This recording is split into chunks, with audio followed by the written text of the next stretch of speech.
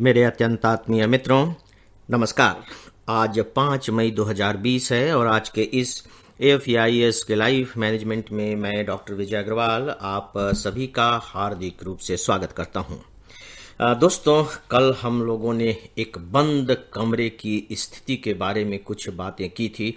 हम सब अपने रहने के लिए कमरा बनवाते हैं और उस कमरे में निश्चित रूप से एक दरवाज़ा रखते हैं, खिड़कियां भी रखते हैं। रोशनदान का ज़माना तो जा ही चुका है और इस पर मैंने आप सबसे थोड़ा विचार करने के लिए कहा था, खासकर मानसिकता के संदर्भ में, हमारे सोचने समझने की जो स्थितियां होती हैं उसके संदर्भ में, कि उसी बात को यदि हम अपने दिमाग पर अप्लाई कर दें तो शायद बहुत सारे तथ्य हमारे समझ में आ जाएंगी।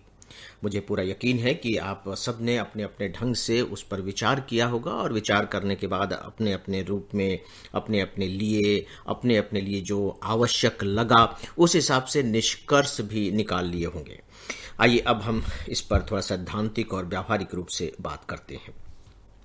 फ्रेंड्स, हमने कमरा बनवा लिया, उसमें दरवाजे भी हैं और उसमें खिड़कियां भी हैं। चूंकि ऐसा होना चाहिए तो हमने ऐसा कर लिया, लेकिन कुछ समय के बाद हमने अपने तर्क का इस्तेमाल किया या जो लोग कहने लगे उसके पीछे हम चल पड़े। और अब हम करने क्या लगे?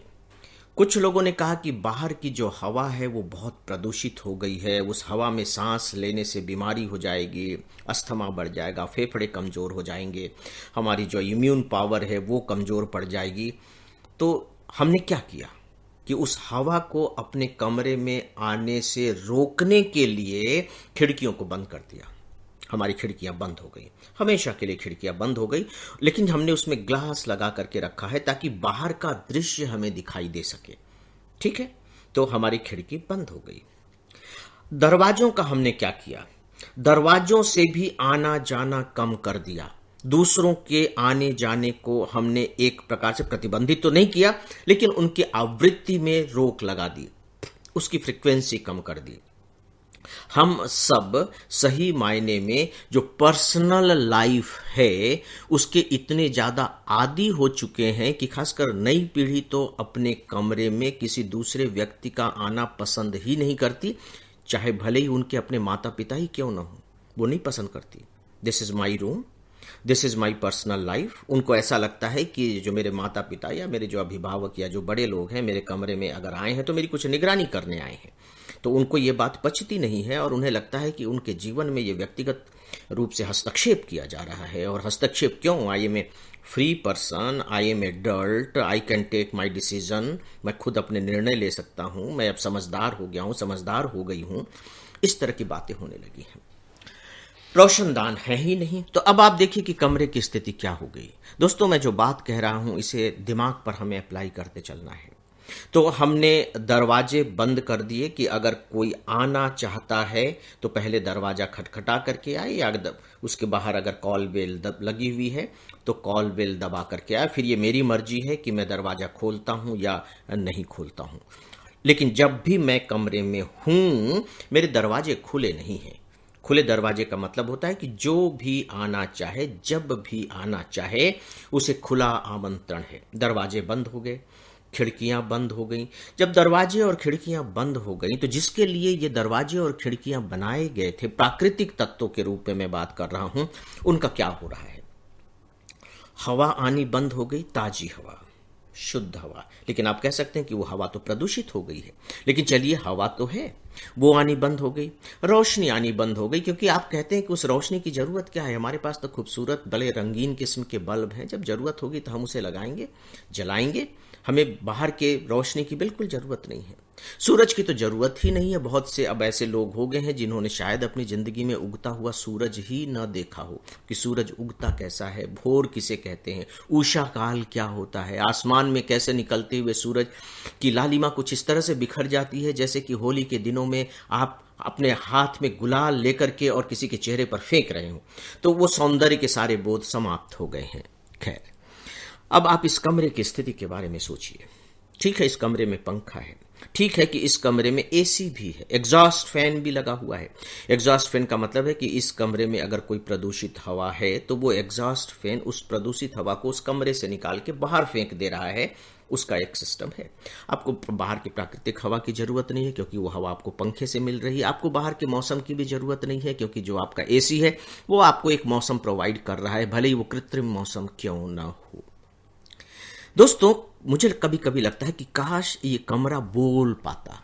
अगर ये कमरा बोल पाता और हम इससे पूछते कि भैया देखो, तुम्हारी हमने किस तरीके से हिफाजत कर रखी है, हम किसी को भी आने जाने नहीं देते, तुम बिल्कुल सुरक्षित हो, तुम्हें किसी तरह की चिंता करने की जरूरत नहीं है, हम इस बात का पूरा ध्यान रख रहे हैं कि इस कमरे के अंदर धूल के कण ना आ पाए, सूरज की रोशनी ना आ पाए, ताजी हवा भी नहीं आ पाए, हमने सब कुछ रोक दिया है। और देखो तुम्हें कितना, आप यूं कह लीजिए कि महफूज बना दिया, कितना सुरक्षित कर दिया, तुम्हें किसी बात की चिंता करने की जरूरत नहीं है, मैं तुम्हारे साथ हूं।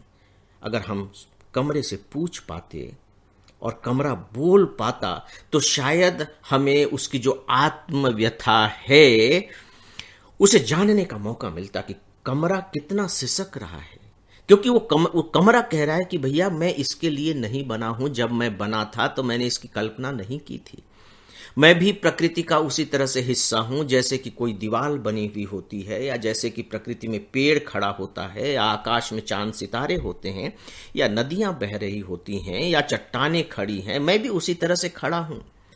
मुझे भी मेरा ओरिजिनल रूप चाहिए, मुझे भी प्रकृति के साथ सानिध्य की जरूरत है। मुझे कृत्रिम मत बनाओ, मुझे एसी नहीं चाहिए, मुझे आपका एलईडी बल्ब नहीं चाहिए, मुझे आपका एग्जॉस्ट फैन नहीं चाहिए।